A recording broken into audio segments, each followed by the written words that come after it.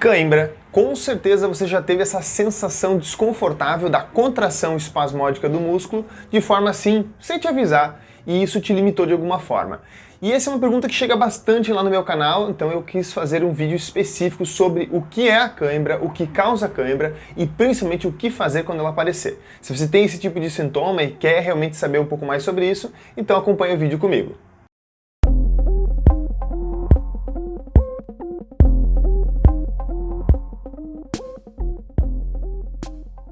O meu nome é Murilo José Tambosi, eu sou fisioterapeuta, osteopata, ortomolecular, trabalho com tratamentos conservadores. Eu falo bastante no meu canal do YouTube, do Instagram, depende de onde você está vendo, sobre dor, exercício, lesão, um pouco do meu tratamento e faço os profissionais da área da saúde pensarem de forma diferente, em específico o fisioterapeuta e o profissional de educação física. Se você é da população e tem a sensação de cãibra, então esse é o vídeo para você.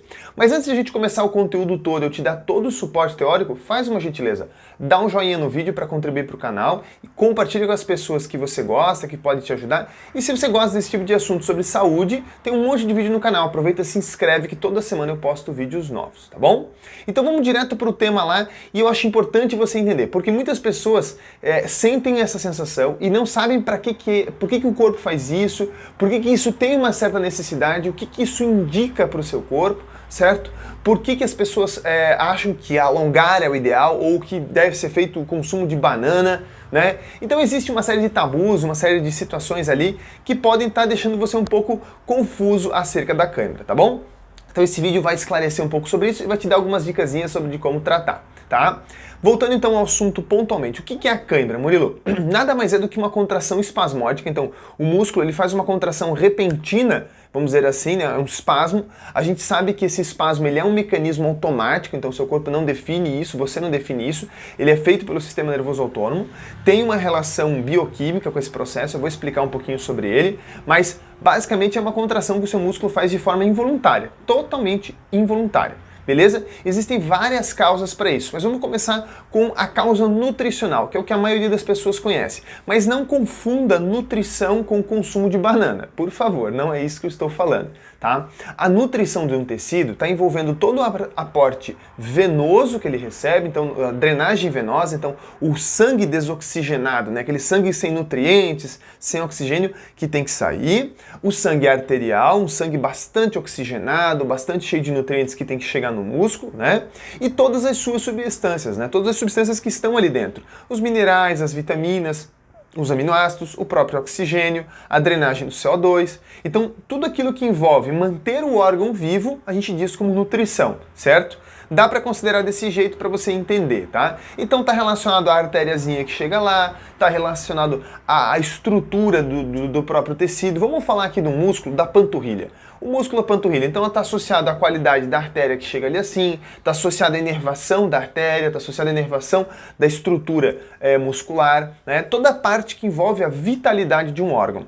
Então, quando você tem alguma alteração na nutrição do tecido, ele vai entrar em espasmo. Então, pense comigo, se você tem sim falta de potássio, isso interfere. Mas, honestamente, se você tem uma falha muito grave de potássio, você pode até ter câimbras, mas no corpo inteiro. Se você tem espasmodicamente numa perna, na outra perna, no peitoral, isso não tem absolutamente nada a ver com o potássio, absolutamente nada a ver com a nutrição, na maioria dos casos, tá? Mas para que você entenda um pouco melhor a nutrição, você tem que entender que, primeiro, o seu sangue, o líquido que comunica essa nutrição, ele tem que ter qualidade.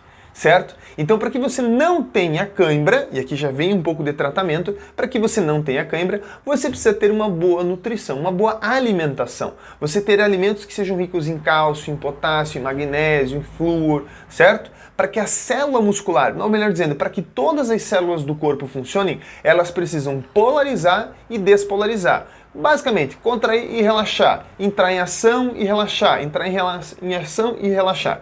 Isso é um ciclo. Ele começa e termina quase que constantemente, então ele fica o tempo todo fazendo isso. Quando alguma substância, sei lá, por exemplo, o cálcio falta, você não consegue fazer a despolarização celular. Enfim, assim por diante, a despolarização e a repolarização. Essa função bioquímica eu não vou entrar muito a fundo, mas eu quero que você entenda que um músculo que está bem nutrido, com bastante vitaminas, minerais, aminoácidos, e que as suas artérias, né, as suas veias, artérias, e também o sistema linfático, mas principalmente as suas artérias e veias, estejam íntegras e funcionando permeáveis, ou seja, recebendo a bom aporte nutricional, não há chance de você ter cãibra. Tá bom? Então o primeiro pilar ali seria a questão nutricional. Eu espero que você tenha entendido um pouquinho de que é tudo que chega no seu organismo. O oxigênio também é um ponto importante, tá? Então, se você está com uma boa oxigenação, com um bom volume de O2, isso também vai evitar que você tenha câimbras, tá bom? Então exercício físico, que aumenta a atividade de distribuição do oxigênio, né? Manda mais oxigênio e óxido nítrico para os músculos, também contribui bastante, tá bom? Um segundo ponto que também causa bastante cãibra, que tem muita relação, é a condição neurológica, tá? Então, essa condição neurológica ela é extremamente vasta, mas eu quero que você entenda assim, ó. O nervo também precisa de uma boa nutrição, o nervo que controla o músculo, mas acima de ele ter uma boa nutrição, ele precisa ter uma boa informação, ele precisa estar recebendo uma informação do sistema nervoso central adequada, para ele mandar essa informação para o músculo e o músculo contrair e relaxar a hora que você precisa e não ficar aí trabalhando de forma incorreta. Então o segundo pilar seria a questão neurológica. Murilo, o que afeta a parte neurológica? Olha, existem várias coisas, mas você pode entender basicamente assim. Existem dois sistemas estruturalmente, né, macroscopicamente divididos. O sistema nervoso central, que é a região do crânio, tudo que está lá dentro, e a coluna, e o sistema nervoso periférico.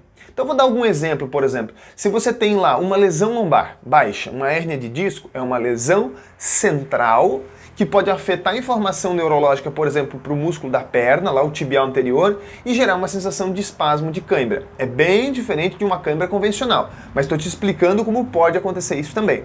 Outro exemplo que também envolve essa situação, você tem a mesma hérnia, a mesma situação, e de vez em quando você sente um espasmo, uma cãibra no posterior da coxa, que é bem comum.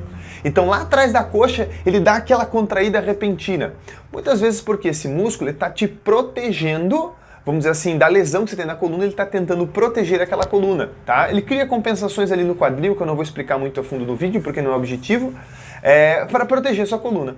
Então, é um controle neurológico que gera um espasmo protetor, que as pessoas confundem com cãibra, certo? Existem várias terminologias, existem várias formas de enxergar essa situação. Eu estou dando exemplo aqui de um espasmo protetor que é confundido com uma cãibra e que vem de uma causa neurológica, certo? Outras causas neurológicas podem ser cicatrizes que você tenha. Pô, uma cicatriz pode desenvolver uma cãibra? Pode. Eu sei que é meio confuso, eu sei que é meio estranho, eu sei que é meio ilógico para algumas pessoas, mas, por exemplo, você pode ter uma cirurgia, vamos lá, de vesícula, por exemplo, de vesícula. Naquela região ali assim, você vai afetar a função do diafragma, o músculo diafragma. E uma cicatriz afetando a informação do diafragma, ele pode sim entrar em espasmo. Quando você vai fazer um exercício, sentir aquela dor, parece uma cãibra que fica dentro das costelas. É um exemplo, tá, gente? É um exemplo, tá? Óbvio, outras coisas também geram cãibra na altura do diafragma, né? Então você pode ter lá uma limitação, por exemplo, do fígado. O diafragma tá lá contraindo na boa dele e dá esse bloqueio.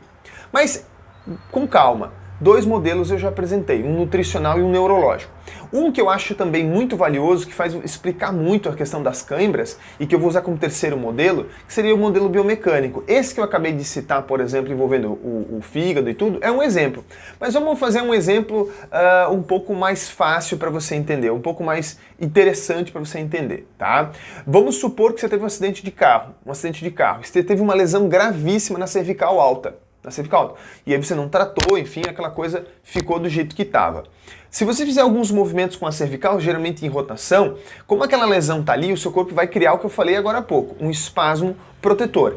Mas ele está fazendo isso porque a biomecânica daquela cervical, o movimento daquela vértebra cervical não está normal. Isso vai gerar, por exemplo, um espasmo na região do trapézio, uma sensação de tensão, que pode ser confundido como cãibra. É um exemplo, tá?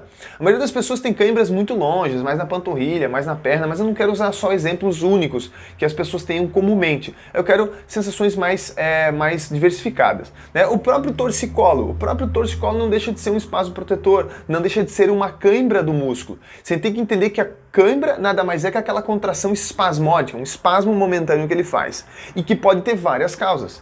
Nutricionais, neurológicas, biomecânicas, até emocionais, Murilo, sim, só que não é tão comum. Geralmente ali você fica num estado mais de tensão contínua, certo? Então não é a mesma coisa, né? Então eu quero que você entenda que existem várias possibilidades para cãibra. Agora, pensando em questão de tratamento, tá? Eu sei que teria bem mais assunto para falar sobre conceitos da cãibra e forma da parte de bioquímica e na nutrição. Daria para ir bem mais fundo de tudo, mas eu acho que a gente não tem como objetivo esse vídeo não, tá? O vídeo é para dar uma visão geral sobre isso. Agora, tratamento, Murilo. Bom, se você tiver uma cãibra, no momento que for, vamos supor no posterior da coxa, que é bem comum. Vamos supor, por exemplo, que pela biomecânica ruim do seu quadril, não interessa o motivo da causa biomecânica ruim do seu quadril, quando você for fazer um exercício como extensão de quadril, que é levantar o bumbum, você está lá deitado de barriga para cima, com os dois joelhos dobrados, e você levanta o bumbum. A hora que você foi fazer essa elevação do bumbum, te deu uma cãibra no posterior da coxa. Muitas vezes porque o glúteo máximo não está funcionando bem, o músculo do bumbum não está funcionando bem. E aí você teve aquele espasmo. Em vez de você buscar alongar ele, e aí eu vou te explicar por que o alongar não é uma coisa tão sensata, o legal é que você faça primeiro uma contração com resistência e depois sozinho ele vai alongar. Vou explicar para você.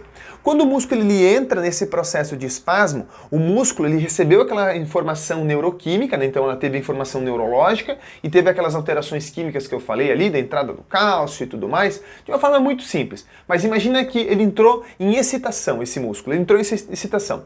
Se você tentar estirar ele, na hora que você faz isso, os mecanorreceptores, os sensores mecânicos de carga, eles vão entender que esse músculo ele está sobre sofrimento, sobre tensão, ele está sobre uma carga e automaticamente vão contrair mais ainda em resposta a isso. É meio que um arco reflexo, mas não é bem isso. Ele está tentando contrair de novo, então você está estirando ele vai aumentar mais ainda a contração. Mais ainda. Então é burrice?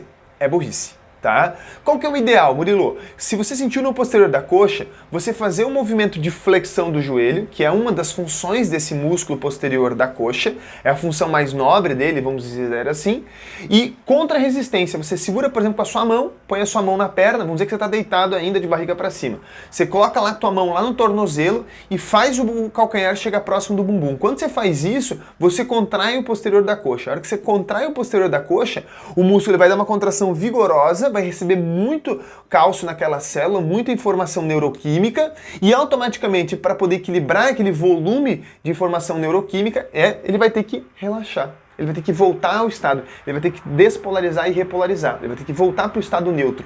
Quando ele fizer isso, ele relaxa. Você percebe como isso faz mais sentido? Ele começou a contrair de forma desordenada, que é a cãibra, certo? De forma espasmódica. Você vai lá e contrai um pouquinho mais, não vai doer, eu garanto pra você, não vai doer. A hora que você fizer isso aqui, ele vai falar, opa, contraiu demais, preciso relaxar. Ele relaxa, certo? Então é isso. Busque não alongar, busque fazer uma contração contra a resistência daquele músculo. É claro que você precisa saber como contrair ele, então tem que saber um pouco sobre anatomia muscular, contrair ele um pouquinho, que automaticamente ele vai relaxar. Beleza? Eu acredito que você entendeu um pouquinho da biomecânica, da situação toda, um pouquinho de como funciona a questão química, fisiológica e tudo mais, entendeu um pouquinho mais sobre essa lesão que é a cãibra, né, esse desconforto, entender um pouco mais sobre como tratar isso dali e também como avaliar um pouquinho, você conseguiu entender, pô, então tem causas nutricionais, neurológicas, biomecânicas, até podem vir questões emocionais, né? Mas geralmente são essas ali, essas três primeiras são as mais importantes, tá bom? Espero que você tenha gostado do vídeo, no mais, muito obrigado.